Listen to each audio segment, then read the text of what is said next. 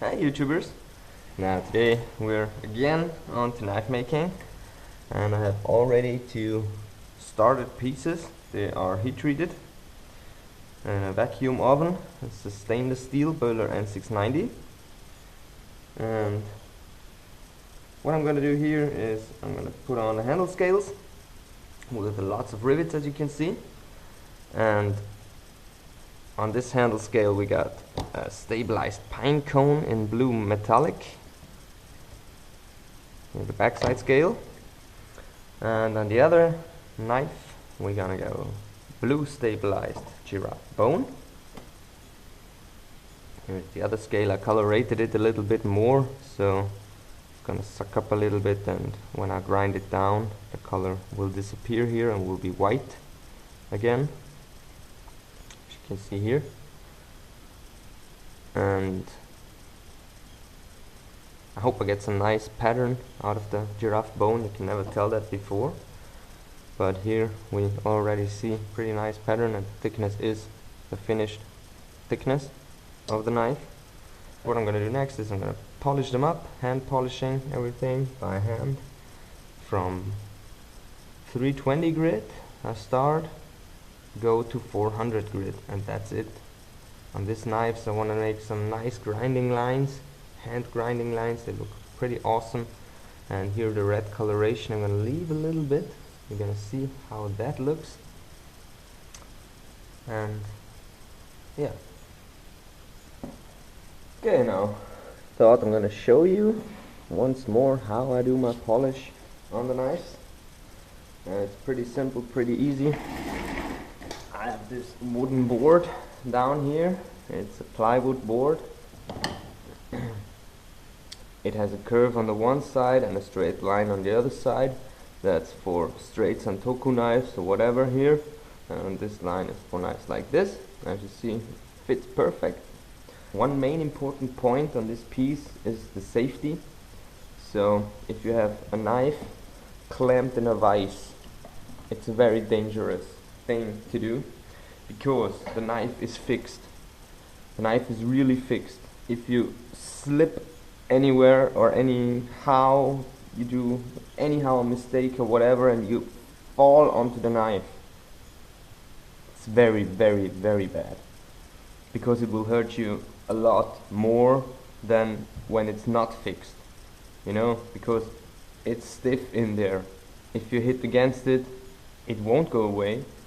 It will stay there, so you will hurt yourself pretty bad. And if you fall onto a knife on the tip, you could kill yourself with that. So that's the main important point with this piece. As you can see here, I'll show you from this side. Yeah, hope you can see that. If I'm falling onto the knife here, no, I don't hurt myself, because the tip doesn't even touch my hand, you know, because I'm stopped by the wood here. And I mean, this wood piece is not very thick, but it could stop you from sliding completely onto the knife, because the knife has no resistance at all. Here you slide onto like nothing, but the wood piece will give you some resistance and a stopping motion. You could just pike yourself, just a little tip, gonna scratch you a little bit, but hey, come on, that's way better than to stab yourself with a knife. So that's just for safety reason. So I always clamp my knife that the tip is beyond the wood piece, because when I'm grinding here, the wood piece, it doesn't harm at all. It's not in the way, it's nothing. It can even get it out way more if you want to. So if you really got for safety reasons, you can also do it like this, and let it stick out for a few centimeters, because when you grind here, you won't touch the wood at all. You're always up on the wood, over the wood. You have always space, at least 2-3 millimeters. You know, and if I push down, I have at least 2 millimeters of a gap, and that's more than enough. So, for grinding itself, I always cut my grinding paper. Here is a 320 grit. I cut them into stripes. It always depends a little bit on the blade width, or on the width of the bevels. and this one is a little bit too small for this, but it works also, it's not a problem at all. And what I normally have is 1.5 to 2 centimeters. That's perfect measuring. This one is more for smaller blades, these ones are for bigger blades. And I'm gonna cut the complete sheet once in half, put it together, and then cut pieces. So you always cut 2 pieces, that's more efficient, and you don't need as long to cut, just half the time.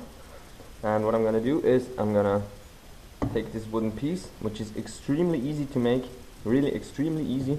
You just cut out a square piece, size you want. This size should be about 2.5 centimeters, is in my case about 2.5 centimeters or 1 inch.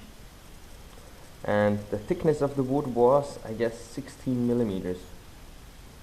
That's a pretty good, pretty sturdy wood. You can also use 19 millimeters, that's 3/4 inch. So at least half an inch. Half an inch is a bit thin, but it works also.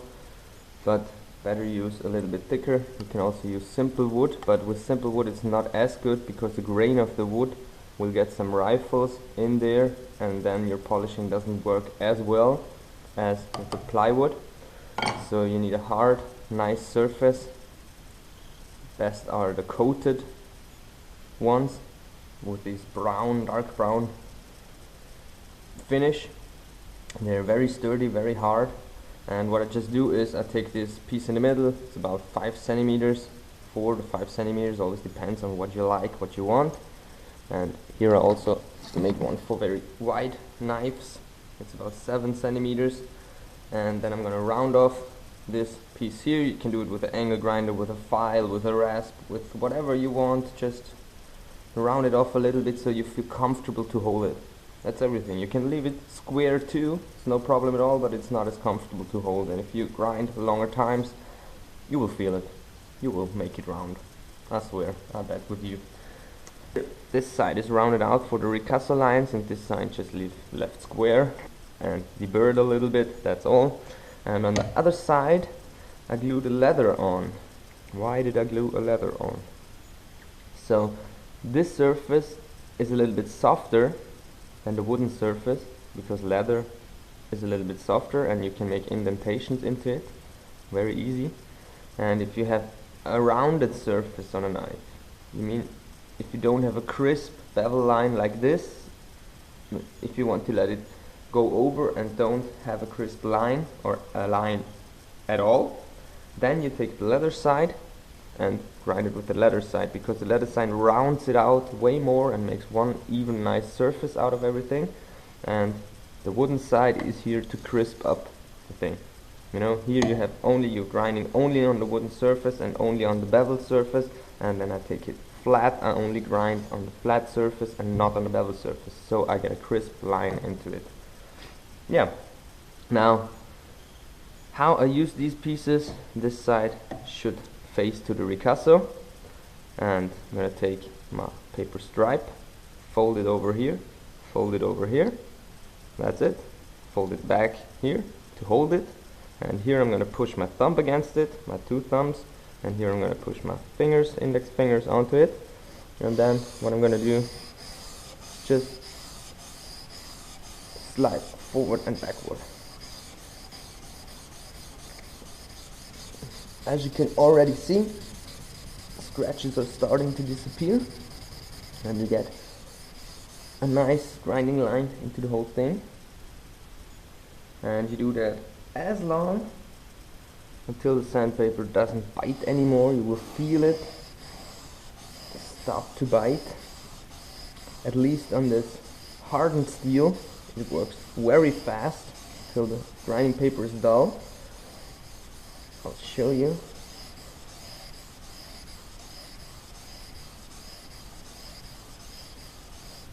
Yeah, and that's it. Almost here the corner would be sharp, and this surface in the front would be sharp, but that's for ricasso.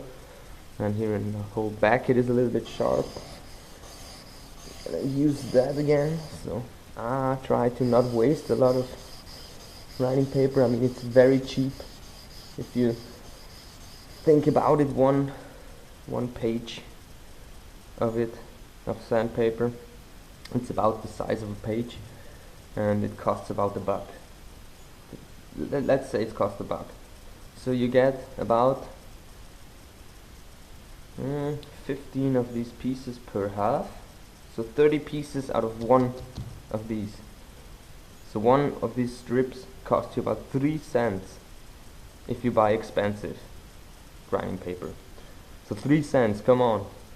If you use 10 pieces, it's 30 cents.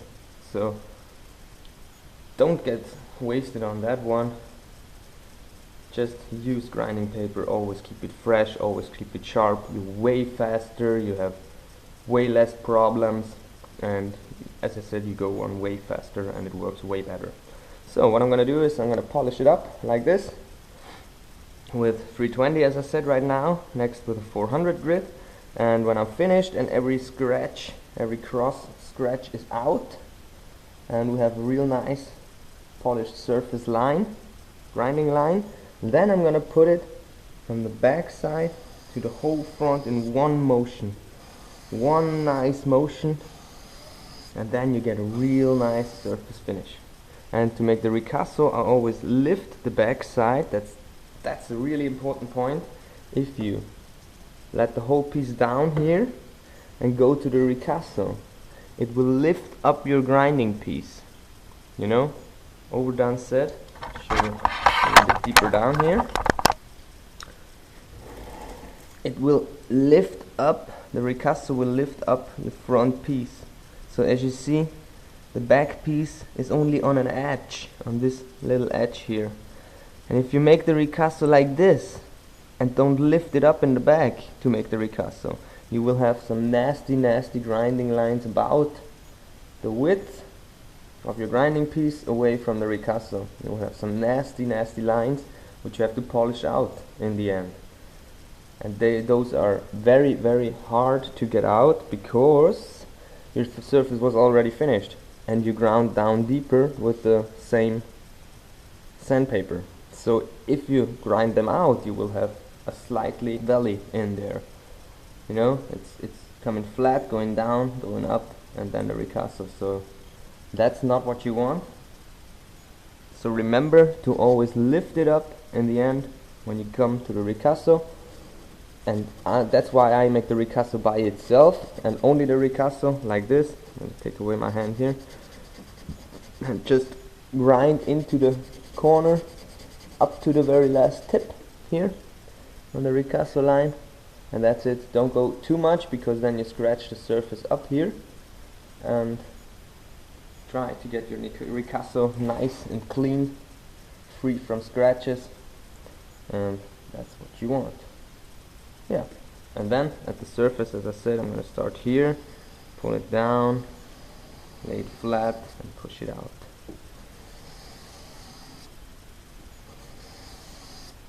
Yeah, that's how I'm going to hand polish my knives.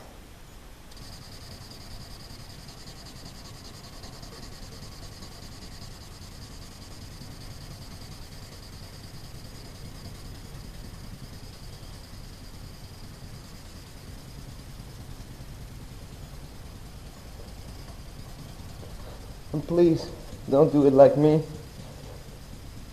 Yep, this is original speed. This is not pushed. I am that fast, and I always make it that fast. Because I do it now for about 8 years, and I'm used to it. But I already cut myself a few times. Last one was when I made a diagonal grind on a few kitchen knives, and I slipped off and rubbed around with my thumb. I do not even know which scar it is. I guess it was this one, maybe. No, it wasn't this hand. I don't know exactly, because I have so many scars. Oh, here is one big one. I didn't see it. It's under the dirt. This is from the bandsaw blade, where I slipped my finger into the bandsaw. So always watch out with this one.